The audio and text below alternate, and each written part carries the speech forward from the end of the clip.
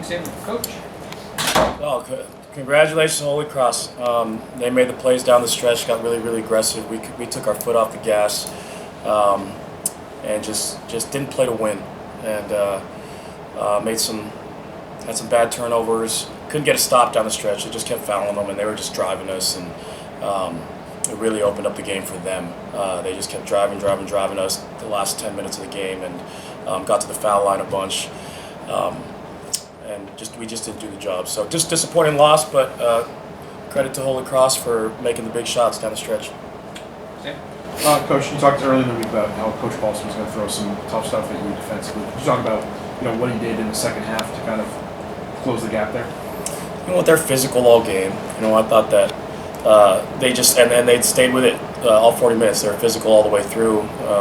The boss had a big turnover down there. It looked like an open look was going to be an open look, but it was just that they're just like all over your body, all over your arms, and that's what Coach Paulson's team. They're going to play hard all the way through. And again, you cannot, and that's all I was telling the team the last 10 minutes. You got to play to win, stay aggressive, and I thought that the guys were just kind of slowing the game down, and you got to stay with it. You got to continue to compete every possession.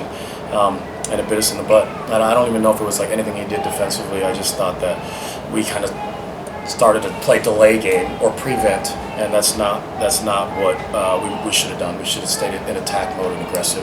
Definitely missed a couple layups down there, missed a couple of open looks, but it was more about the defensive end. They were just driving us. Got to the line 19 times in the second half after getting getting the line 5 times. Coach, when the team has the lead for almost all 40 minutes of the game, and you keep Holy Cross to a very low field goal percentage, and then kind of at the very end take the lead back when it's almost too late at that point, what does that mean? Is that frustrating? Yeah, of course. I mean, I just think that was a game, that there for us to win. And again, I just thought that we took our foot off the gas and didn't stay aggressive and have that mindset all the way through.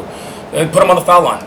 You just kept putting them on the foul line, stopping the clock, and they did a good job just continuing to be forceful with their offense. It was really the defense. We did a good job early on, did a good job on their best players. Number 30 tried to shut him down and did a decent job on Boston until down the stretch there, but.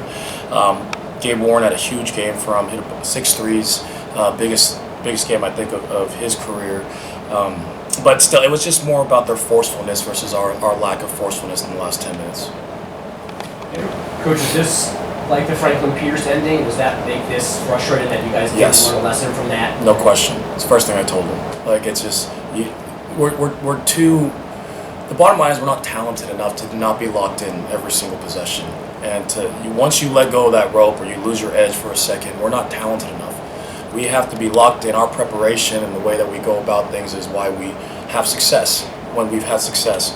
And I thought there was a couple guys that let go of the rope a little bit, lost the edge a little bit, and it bit us in the butt. And it's exactly what happened in Game 1 at Montreal. And that was the message. And we got to learn from it now and grow from it now.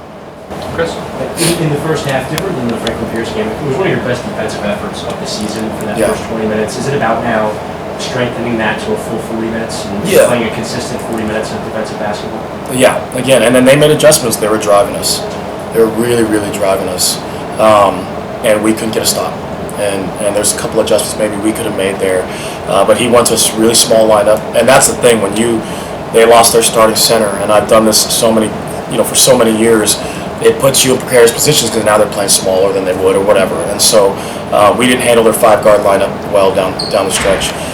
But even when they did miss, we couldn't get the rebound. So it was, I thought all phases in the last 10 were poor.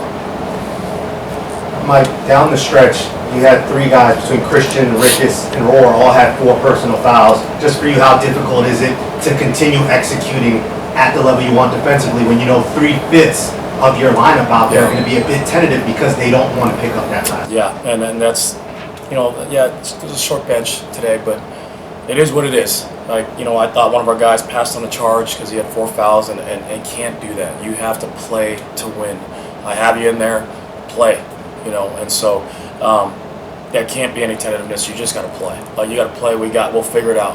Again, when you take your foot off the gas and you play to try not to lose that prevent defense, you put yourself in bad positions, and we did today. Did you have a question?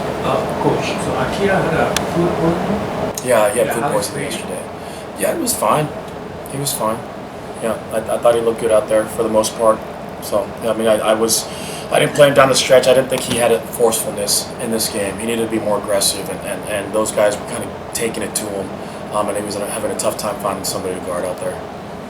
Coach, 5 steals from Ricketts today. A lot of them, kind of like some pokes on passes and down in the paint. What did you like, and how do you feel like that defensive effort you can kind of carry forward to the city games? Yeah, we've shown the ability to defend, and there's moments in that game that felt like a lot of the other games where we're flying around and we're connected. They made a couple adjustments, were like ghosting out of screens, and again, they went small and they started driving us, and we were kind of confused on who's the shooters and drivers. That the last 8 to 10 minutes, it was really that stretch where they went small and we weren't able to stop them. And so, but yeah, they were throwing the ball in the post. Rikus got a bunch of steals in that way, and he's really good at deflecting the ball. And Rikus does a great job. He's always in the right spot, and fortunately, we couldn't reward his double-double. Coach, I saw that you went with a very tall lineup for much of the game. What went into that decision? Just health, to be honest. Kira would have started if he was healthy yesterday. And so we're banged up trying to figure it out. But I didn't mind. I wanted a paint presence and a smash mouth mentality going into this game, and that's how we were going to try to attack them. And we did for the most part. Again, just couldn't close it out. I thought we had some good looks, just couldn't close it out. But it's all about the defensive end in this loss. What did you see on the last offensive possession from the cross?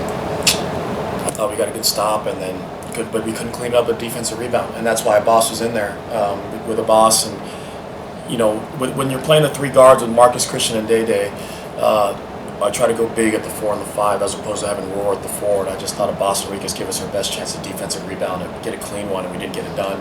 And I didn't really see it if it was a foul or not, but I don't know, Marcus didn't really argue very much, so maybe it was a foul. On that Boston 3 from the wing, looks like there was a miscommunication there between Christian and Rikus. In that instance, did you want Rikus to come over and tag, maybe stunt, recover, show before Christian comes over that screen? What was the plan of that? I mean, that's what they did a good job of, started ghosting out of there. But the whole idea was to just trap number 0 most of the game. Or anytime you saw number 0, number 30, is just to send bodies at him. And, Warren was having a great game, but we were up 10 even, and we were still doing a job on number 0, number 30. But yeah, once number 0, he got going. Day kind of flew out to number 5 one earlier that got Boston off, and he gave up that left wing 3 to number 0.